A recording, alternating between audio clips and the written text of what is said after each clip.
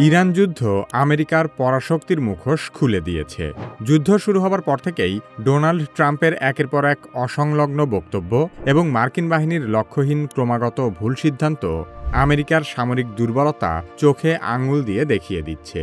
Washington উপর দিয়ে তেহরানের সাথে আলোচনার কথা বলছে, আর অন্যদিকে গোপনে ইরানের মাটিতে সৈন্য পাঠানোর প্রস্তুতি নিচ্ছে। বিশ্লেষকদের মতে, আমেরিকা যদি ইরানে স্থল অভিযান শুরু করে তবে তা যুক্তরাষ্ট্রের জন্য ঐতিহাসিক ভুল পদক্ষেপ হিসেবে বিবেচিত হবে। মার্কিন সংবাদ মাধ্যম এনবিসি নিউজ ইরানের পররাষ্ট্রমন্ত্রী আব্বাস আরাগচিকে প্রশ্ন করেছিল, ইরানে আমেরিকার স্থল অভিযানের জন্য আপনারা কি ভয় পাচ্ছেন? উত্তরে আরাগচি বলেন, আমরা তাদের জন্য অপেক্ষা করছি, কারণ আমরা আত্মবিশ্বাসী যে আমরা তাদের মোকাবেলা করতে পারব এবং আমেরিকার ভয়াবহ বিপর্যয় ঘটবে। সেই সাথে ইরান আরও জানিয়েছে, মার্কিন সেনাদের জন্য ইরানের মাটিতে বিশেষ চমক অপেক্ষা করছে। যুক্তরাষ্ট্র ইরানে কী ধরনের স্থল অভিযানের প্রস্তুতি নিচ্ছে এবং ইরানের মাটিতে সরাসরি হামলা করলে আমেরিকার কী ধরনের বিপর্যয় ঘটবে সে সম্পর্কে আলোচনা করা হবে কি কেন কিভাবে এই পর্বে।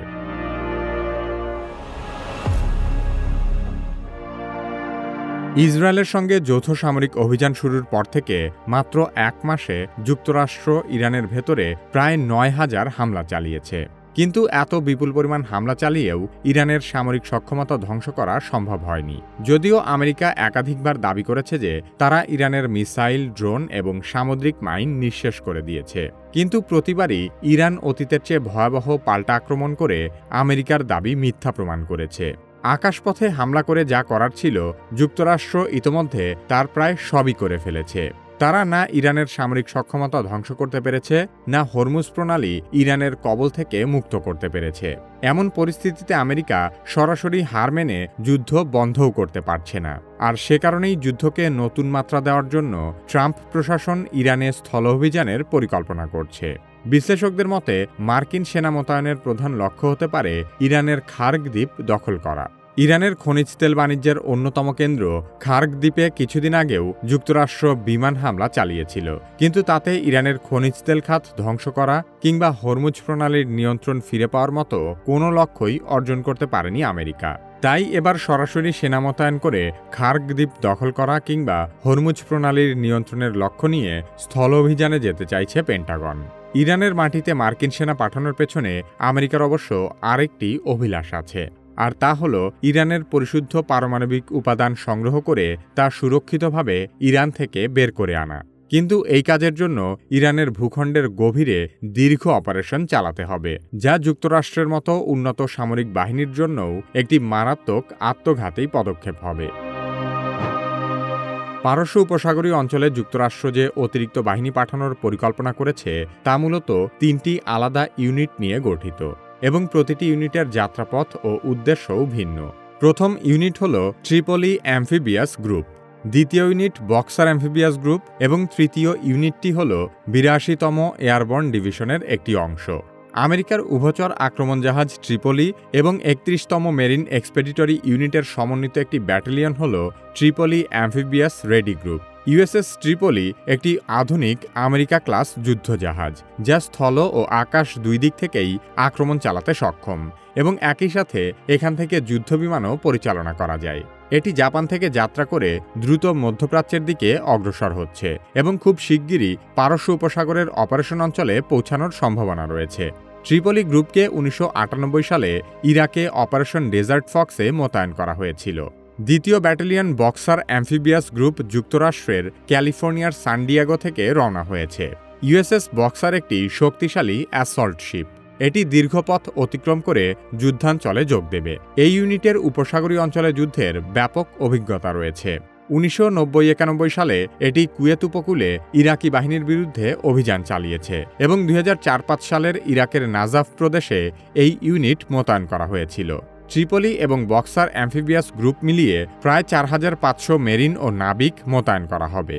অন্যদিকে প্রায় ৩,০০০ সৈন্যের ৮২তম এয়ারবর্ন ডিভিশন বিশ্বের যে কোনো স্থানে ১৮ ঘন্টার মধ্যে পৌঁছাতে পারে।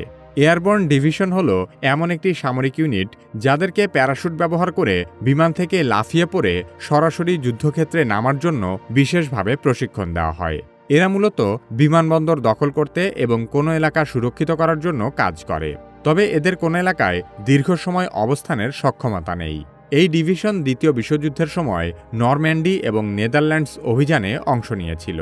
দুটি মেরিন এবং এয়ারবর্ন ডিভিশন সহ সব মিলিয়ে অতিরিক্ত প্রায় ৭,০০০ সেনা মধ্যপ্রাচ্যে মোতায়েন করার প্রস্তুতি নিচ্ছে যুক্তরাষ্ট্র। বিশেষজ্ঞরা বলছেন এই সেনাবিন্যাস সীমিত অভিযানের জন্য কার্যকর, কিন্তু এই অল্প পরিমাণ সেনা দিয়ে দীর্ঘস্থায়ী স্থল অভিযান চালানো সম্ভব নয়। ২০০৩ সালে ইরাক আক্রমণের সময় আমেরিকার প্রায় ১,৬০,০০০ সৈন্য প্রয়োজন হয়েছিল। সেখানে ইরাকের চেয়ে শতগুণ বেশি সামরিক সক্ষমতা সম্পন্ন ইরানের বিরুদ্ধে এই সৈন্য সমাবেশ কোনো কাজেই আসবে না। ইরানের ভেতরে এখন এক ধরনের তীব্র প্রস্তুতি এবং মানসিক উদ্দীপনা তৈরি হয়েছে। দেশটির একটি সামরিক সূত্র জানিয়েছে, যুক্তরাষ্ট্র যদি ইরানের দক্ষিণ সীমান্ত দিয়ে স্থলযুদ্ধে জড়ায়, তাহলে তা হবে একটি ঐতিহাসিক ভুল সিদ্ধান্ত। সেই সাথে ইরানের সেনাদের মধ্যে আমেরিকান বাহিনীকে মোকাবেলা করার জন্য দৃঢ় মনোবল তৈরি হয়েছে। সাম্প্রতিক সময়ে ইরানের বহু তরুণ স্বেচ্ছায় ইসলামী বিপ্লবী গার্ড বাহিনী আইআরজিসি এবং নিয়মিত সেনাবাহিনীতে যোগ দিতে আগ্রহ দেখাচ্ছে। নিয়োগ কেন্দ্রগুলোতে প্রতিদিনই ভিড় বাড়ছে এবং ইরানে প্রায় ১০ লক্ষেরও বেশি নতুন যোদ্ধাকে প্রশিক্ষণ দেওয়ার উদ্যোগ নেওয়া হয়েছে। এমনকি ১২ বছরের শিশুদেরকেও যুদ্ধে অংশগ্রহণ করার অনুমতি দেওয়া হয়েছে। ইরানের এই আত্মবিশ্বাসের পেছনে রয়েছে তাদের দীর্ঘ ইতিহাস। অতীতে তারা বড় বড় শক্তির বিরুদ্ধে টিকে থাকার অভিজ্ঞতা অর্জন করেছে। বিশেষ করে ৮০-র দশকে ইরাকের সঙ্গে ৮ বছরের রক্তক্ষয়ী যুদ্ধে, যেখানে ইরাকের পক্ষে পশ্চিমা সমর্থন থাকা সত্ত্বেও ইরান শেষ পর্যন্ত লড়াই চালিয়ে গেছে। সেই যুদ্ধে বিপুল প্রাণহানি এবং রাসায়নিক হামলার মতো ভয়াবহ পরিস্থিতির মুখেও ইরানি বাহিনী ভেঙে পড়েনি। সেই অভিজ্ঞতা আজও ইরানের মানসিক শক্তির অনেক বড় ভিত্তি হিসেবে কাজ করে। বর্তমান সংঘাতকে অনেক বিশ্লেষক একটি সহ্য ক্ষমতার লড়াই হিসেবে দেখছেন। এখানে মূল প্রশ্ন হল, কার যুদ্ধ করার সক্ষমতা আগে শেষ হবে। যুক্তরাষ্ট্র এখানে আক্রমণকারী পক্ষ, সেই সাথে যুদ্ধের জন্য তাদের কোনো নৈতিক ভিত্তিও নেই। অন্যদিকে ইরানিরা শুধু মাতৃভূমি রক্ষার জন্যই নয়, বরং তাদের আধ্যাত্মিক আদর্শ রক্ষার জন্যও প্রাণপণ যুদ্ধ করবে। সে কারণে এখানে ইরানের ক্ষেপণাস্ত্র কিংবা ড্রোনের চেয়েও মারাত্মক অস্ত্র হল তাদের অদম্য মনোবল। ইরান এখন কৌশলগতভাবে মার্কিন সেনাদের হতাহতের সংখ্যা বাড়ানোর দিকে মনোযোগ দিবে, কারণ যত বেশি মার্কিন সেনা নিহত হবে, যুক্তরাষ্ট্রের ভেতরেও রাজনৈতিক চাপ ততই বাড়বে। স্থল অভিযান শুরুর আগেই আমেরিকার জনগণের মধ্যে এই যুদ্ধের প্রতি সমর্থন অনেক কম। একটি জরিপে দেখা গেছে মাত্র ৩৫% আমেরিকান এই হামলার পক্ষে, আর অন্যদিকে ৬১% আমেরিকান এর বিপক্ষে অবস্থান করছে। এমনকি ট্রাম্পের কট্টর সমর্থকরাও ইরানে সেনা মোতায়েনের বিরোধিতা করতে শুরু করেছে। ইরান মনে করে তারা দীর্ঘ সময় ধরে যুদ্ধ চালিয়ে যাওয়ার মতো মানসিক ও সামরিক শক্তি রাখে। যুদ্ধ যত দীর্ঘ হবে, ইরানের অবস্থান ততই শক্তিশালী হবে। এর পেছনে বেশ কিছু গুরুত্বপূর্ণ কারণ রয়েছে, যার মধ্যে অন্যতম কারণ হল ইরানের বিশাল আয়তন এবং ভয়ঙ্কর ভৌগোলিক অবস্থান। ইরানের আয়তন সম্মিলিতভাবে ইরাক এবং আফগানিস্তানের আয়তনের চেয়েও অনেক বড়। তার উপর দেশটির 3 ভাগের 2 ভাগ এলাকায় পাহাড়ি মরুভূমি অঞ্চল। এখানে ট্যাঙ্ক এবং সেনাবাহিনীর চলাচল প্রায় অসম্ভব। অন্যদিকে ইরানের ভূমিরূপ গেরিলা যুদ্ধের জন্য আদর্শ।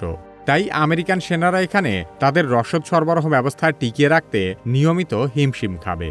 ইরানের আরেকটি সেরা কৌশল হল তাদের অসম যুদ্ধ পদ্ধতি। দীর্ঘ 40 বছর ধরে ইরান এই যুদ্ধের প্রস্তুতি নিচ্ছে। সেই সাথে ইরানের রয়েছে 2টি প্রধান সেনাবাহিনী, যার অধীনে আবার অসংখ্য ইউনিট, ডিভিশন ও ব্যাটালিয়ন রয়েছে, যাদের আছে নিজস্ব কমান্ড স্ট্রাকচার। এরা তেহরানের হুকুমের অপেক্ষা করে না, বরং নিজেরা যা ভালো মনে করে তাই করে। এসব বাহিনী একেবারে ধ্বংস করা কিছুতেই সম্ভব নয়। তারপরও যদি মূলধারার সেনা কাঠামো ভেঙেও পড়ে, তখন ইরানি সেনারা ছোট ছোট গেরিলা দলে বিভক্ত হয়ে পড়বে। এরা সস্তা drone, mine, antiship missile, cyber attack ও ছোট ছোট মিসাইল দিয়ে আমেরিকার দামি যুদ্ধজাহাজ, বিমান ও সেনাঘাঁটি আক্রমণ করবে। ফলে আমেরিকাকে প্রতিটি সস্তা ড্রোনের বিরুদ্ধে কোটি কোটি ডলারের মিসাইল খরচ করতে হবে। তাই এই যুদ্ধে ইরানকে জয়ী হতে হবে না, তাদের দরকার শুধু আমেরিকাকে দীর্ঘ সময় এই যুদ্ধে ফাঁসিয়ে রাখা। আমেরিকা যদি কোনোভাবে ইরানের সামরিক বাহিনীকে পরাজিত করতেও পারে, সেক্ষেত্রেও তারা ইরান দখল করতে পারবে না, কারণ সামরিক বিশ্লেষকেরা ধারণা করছেন ইরানের মতো বৃহৎ দেশ দখলে রাখতে হলে কম করে হলেও 10 লক্ষেরও বেশি সেনার দরকার হবে। সব মিলিয়ে ইরানের স্থল আক্রমণ ট্রাম্পের রাজনৈতিক আত্মহত্যা ছাড়া আর কিছুই নয়। ইরান যুদ্ধ আসলে খুব সহজেই দেখিয়ে দিচ্ছে যে আমেরিকার বৈশ্বিক পরাশক্তি তকমাটা আসলে কতটা ঠুনকো। শুধু ইরানের ক্ষেত্রেই নয়, অতীতে ভিয়েতনাম, ইরাক, আফগানিস্তান সহ কোনো যুদ্ধেই আমেরিকা জয়ী হতে পারেনি। পরাশক্তি হওয়া সত্ত্বেও আমেরিকা কেন কোনো যুদ্ধে জিততে পারে না সে সম্পর্কে জানতে চাইলে কিভাবে এই ভিডিওটি দেখতে পারেন। বর্তমান সময়ে এআই না শিখলে আপনি নিশ্চিতভাবেই পিছিয়ে পড়বেন। যারা নিজে নিজে এআই এর ব্যবহার শুরু করতে ভয় পাচ্ছেন, তারা কিভাবে একাডেমির এআই দক্ষতা কোর্সে ভর্তি হতে পারেন। ভিডিও ডেসক্রিপশন ও পিন কমেন্টে কোর্সের লিংক দেওয়া আছে।